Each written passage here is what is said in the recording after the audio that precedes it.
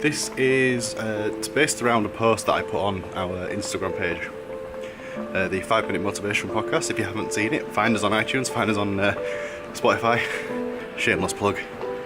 So the post that I put on was based on an NLP presupposition, which is possible in the world, possible for me. The reason I really like this one is because it kind of takes away that question that people have of, I can't do that, and well, how do you know? Because now let's face it, if I was to go out and have a race with Usain Bolt, chances are right now I probably wouldn't win.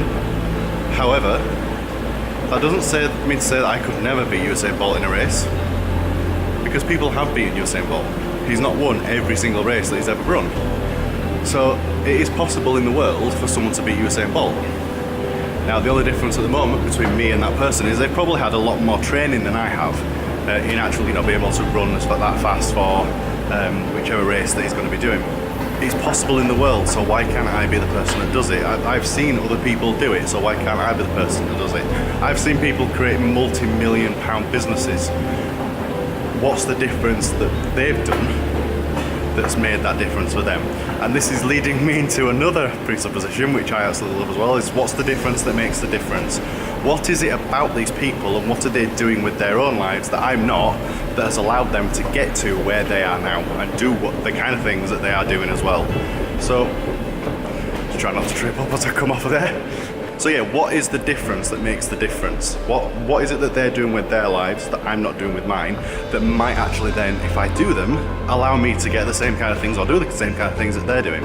And I do that a lot with people that I look up to in terms of what they're doing with their own lives. So people who are the likes of people like Tony Robbins, or a lot of my now very close friends who I still look up to as people who are doing the kind of things that I want to go do. They're also on stage talking to large amounts of people and doing the kind of presentations that I want to be out there and doing and helping people in a way that I want to go and help people. What are the differences between what they're doing and what I'm doing right now that has allowed them to get to where they are?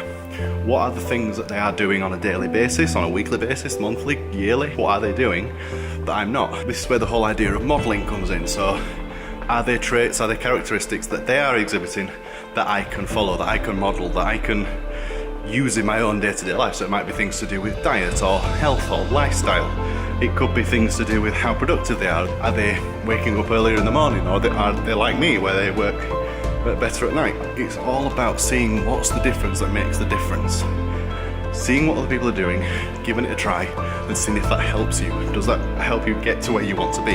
If not, it doesn't matter. It's not, you've tried it. But so many times these are all things that people would just dismiss. One of the big things that I'm doing at the moment, which is I'm actually cutting out meat. Now, I'm not doing that for the whole, save the animals kind of thing. That is a nice side effect of it, obviously.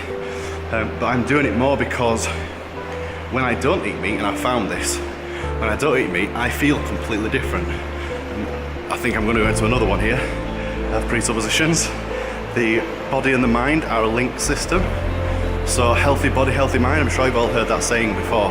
It comes from somewhere, And when I've eaten meat in the past, it kind of makes my body not feel too great, which then makes my mind feel too great.